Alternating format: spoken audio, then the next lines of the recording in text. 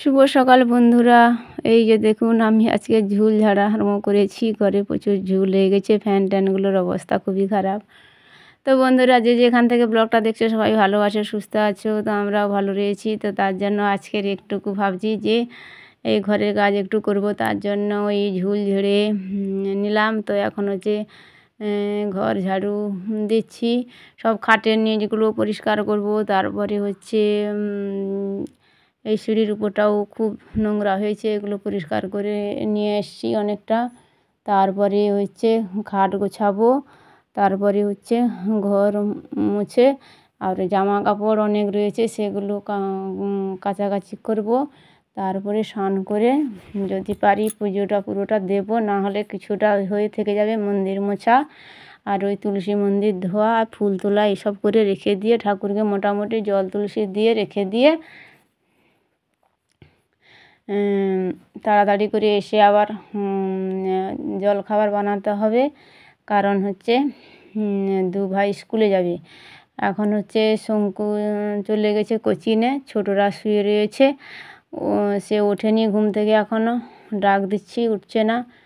তো তাকে তুলে স্কুলে বের করানো খুবই দুজনকে স্কুলে বের করানো খুবই দুঃসাধ্য ব্যাপার।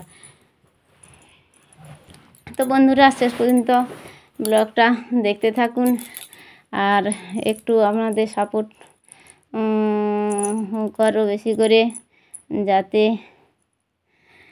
এগিয়ে যেতে পারি। তো যাই বলছিলাম, এই যে দু ভাইকে স্কুলে বের করানো যে কি দুঃসাধ্য ব্যাপার। তো এই যে দেখুন বন্ধুরা, একটা জোঁক আসছিল ঘরে, ঢুকবে এইরকম অবস্থা। এই জোঁক কিন্তু পায়ে বসে গেলে আর রক্ত চুষে নেয়, কীরকম করে দৌড়ে পালাচ্ছে। আমি যা লবণ দিয়ে দিয়েছি। তো এই জোঁক আমাদের প্রচুর হয়েছে, কি জানি কখন বাচ্চাদের গায়ে বসে পড়বে, ভয় লাগে। ঘরের মধ্যেও ঢুকে আসে অনেক সময়। তো এই যে দরজার সামনে আসছিল, তাই এই যে লবণ দিয়ে দিতে এইরকম হয়ে যাচ্ছে।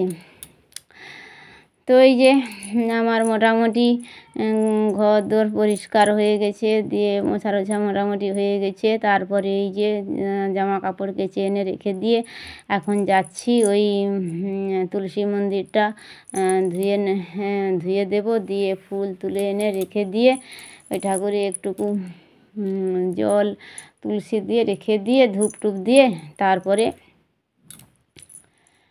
করব, ওই রান্নার কাজ করতে হবে। কারণ 8:30টার বেশি হয়ে গেছে। এই যে আমি ফুল তুলে নিয়ে চলে এলাম, 9টা বাজতে চলছে প্রায়। তো রান্নার কাজ তো করতে হবে। কারণ হচ্ছে এই যে আমি ধূপটা দিয়ে দিলাম ঠাকুরে, দিয়ে তুলসী মন্দিরেও ধূপটা দিয়ে দিলাম। তুলসী মন্দিরে ফুল টুল দিয়ে তুলসী মন্দিরে কাজ শেষ হয়ে গেছে, শুধু বাকি থাকলো ঠাকুরে হচ্ছে ভালো করে ওই ফুল টুল দিয়ে মালা টালা দিয়ে সাজিয়ে দিয়ে ভোগটা ধরাতে হবে, কিন্তু সেটাই করতে পারলাম না। মোটামুটি একটুকু জল তুলসী দিয়ে চলে এসি। এই যে সব ঘর গোছাতে অনেকটাই লেট হয়ে গেছে। তারপর এই যে রান্না বসাবো। তো মোটামুটি খাট টাট গোছাতে অনেকটাই দেরি হয়ে গেছে। আজকের এই কাজগুলো না করলে কদিনে বাচ্চাগুলো ঘর পুরো এলোমেলো করে ফেলছিল। তার জন্য আমি আজকে ঘরটা কিছুটা পরিষ্কার করেছি। তো ওই যে মন্দির ধুয়ে মুছে সব কিছু করে ফুল টুল তুলে সব জোগাড় করে রেখে দিয়ে এবার হচ্ছে রান্নার ঘরের দিকে যাব। এই যে ছোটোটাকে বহু কষ্টে তুলে দিয়েছি, ওই যে বসে ব্রাশ করবে, কলগেট নিয়ে বসছে। তো আমি এদিকে এই যে ভাত বসিয়ে দিয়েছি এই যে গ্যাসের উপরে। এই সিদ্ধ ভাতই করবো আজকের। তো তারপরে ছোটরা বলছে আমি স্নান করবো না, আমার খুব ঠান্ডা লাগছে। আমরা ঠিক আছে, ওয়েদারটাও তো কীরকম হয়েছে, বৃষ্টি হচ্ছে আর ঠান্ডা বাতাস দিচ্ছে, তাই জল গরম করে নিয়ে ওকে স্নান করাবো বলে ওই যে গরম জল রেখে ওকে টেনে নিয়ে গেছি, গিয়ে স্নান করাবো। স্নান মোটে করবে না, এই শীত লাগছে, কত বাহানা করছে কি বলবো।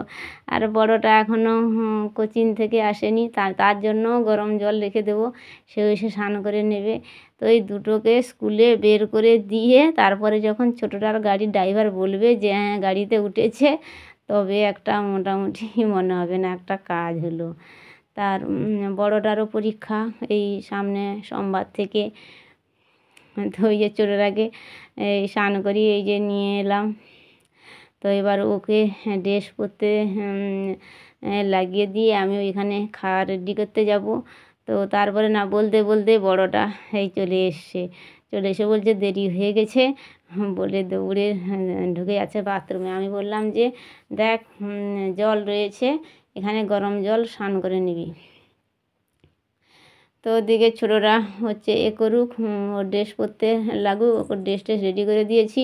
তো এদিকে আমার হচ্ছে ভাত ফুটে যাচ্ছে, ফুটে গেছে, ভাত হয়ে গেছে, ফ্যান ঝাড়ানো নেই, ফ্যানটা ঝাড়িয়ে নিচ্ছি। নিয়ে তারপরে ছোটোরা বলছে আমি শুকনো লঙ্কা ভাজা দিয়ে আলু মাখা করে দিলে খাবো, না হলে খাবো না, কাঁচা লঙ্কার মাখা খাবে না। আর আমি তো কাঁচা লঙ্কা খাই, শুকনো লঙ্কা খেলেই অসুবিধা হয়। আবার ওদের সাথে পড়ে মনে হয় যে হ্যাঁ শুকনো লঙ্কার মাখাটা ভালো লাগে, খেয়ে নিই আমার অসুবিধা হয়, কী আর করব। এই ওরা তো পুরোটা খেতে পারে না, আলু মাখাটা নষ্ট করবে কেন, তখন আমি আবার খেয়ে নিই।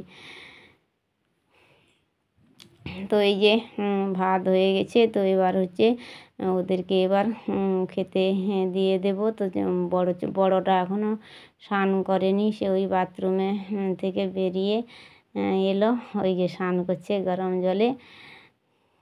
আর এদিকে ছোটোরা বইপত্র গোছাচ্ছে। তো দু ভাইকে এবার খেতে দিয়ে এই যে দুজন খেতে বসছে, দুজনের খাওয়া হয়ে যাক।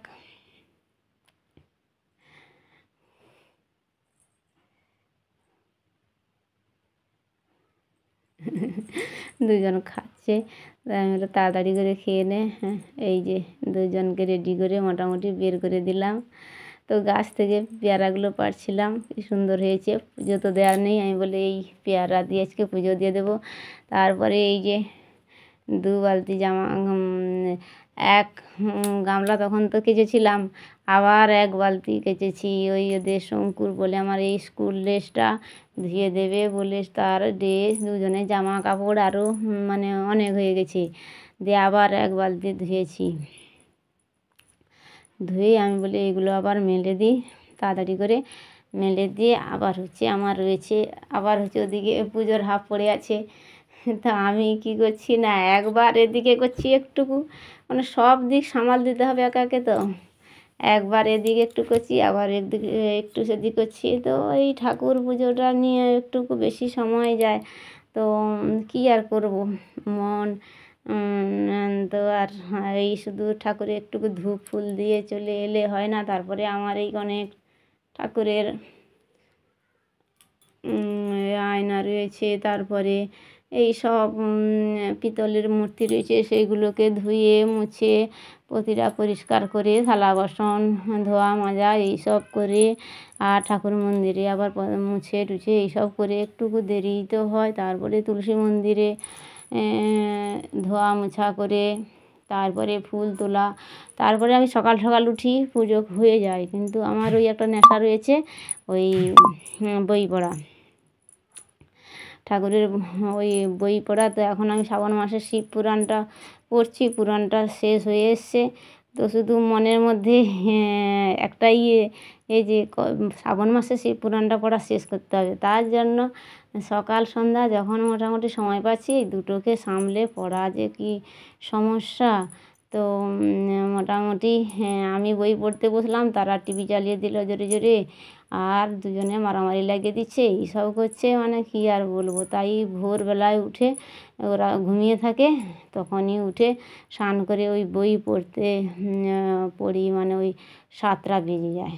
তো আজকের কিন্তু বই পড়া হয়নি, আজকের ঘুম লেগে গেছিলো, মানে আগের দিন হচ্ছে পড়েছি, হ্যাঁ, বৃহস্পতিবারে বই পড়েছি, তার জন্য ঘুম লেগে গিয়েছিল। সন্ধ্যাবেলা থেকে পড়েছি ওই 9টা পর্যন্ত, তার জন্য যা ঘুমিয়ে গেছি, মানে আর ঘুম ভাঙছে না। বই পড়লে প্রচুর ঘুম হয়, মানে ঘোর ঘুম হয়ে যায়।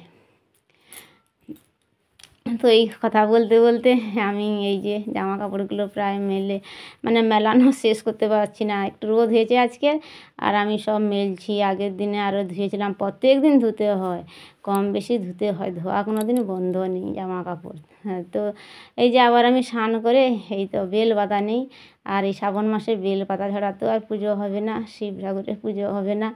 তার জন্য এই যে বেল পাতা পাড়তে আসতে অনেকটা হয়, তো বেল পাতা পেড়ে নিয়ে চলে এলাম বাড়িতে। তো এই যে আমাদের উঠানে মধ্যে গাছগুলো যেন সবুজ হয়ে কি সুন্দর হয়েছে সব। তো এই যে চাবি লাগিয়ে দিয়ে চলে গেছিলাম। তো এই যে বেল পাতা, ফুল, নীলকণ্ঠ ফুল, তো এই যে সব জোগাড় করে নিয়ে চলে এসেছি মোটামুটি। তো এবার ঠাকুরের ফুল দিয়ে সাজিয়ে দেবো। তো এই যে পুজো দেওয়া হয়ে গেল, পুজোটা দিয়ে দিলাম। এই পুজো দিয়ে উঠতে উঠতে আমার প্রায় 2টো বেজে যাচ্ছে। তো আবার ছুটে চললাম ওই শুভ্রকে আনতে, মানে কোনো রকম করে দিয়ে আবার দৌড়ে এসে আবার কী করলাম, সব কিছু করে জোগাড় করে রেখে দিয়ে গেছিলাম। এসে আবার তাড়াতাড়ি করে রান্না বসিয়ে বেগুন ভাজা আর ওই একটা ওই আমার ওই পাতা বেটেছি, শালকুনি পাতা বেটেছি, আর ওই সয়াবিনের ঝোল, আর বেশি কিছু করতে পারিনি। তারপরে খাওয়া দাওয়া হলো। তারপরে এই বিকেলে আর একটা খাটের নিচ পরিষ্কার করা ছিল না, সেটা পরিষ্কার করলাম। তো আজকের ভিডিও মানে সারাদিনটা খুবই ব্যস্ততার মধ্যে কাটলো। তো ভিডিওটা এই পর্যন্ত।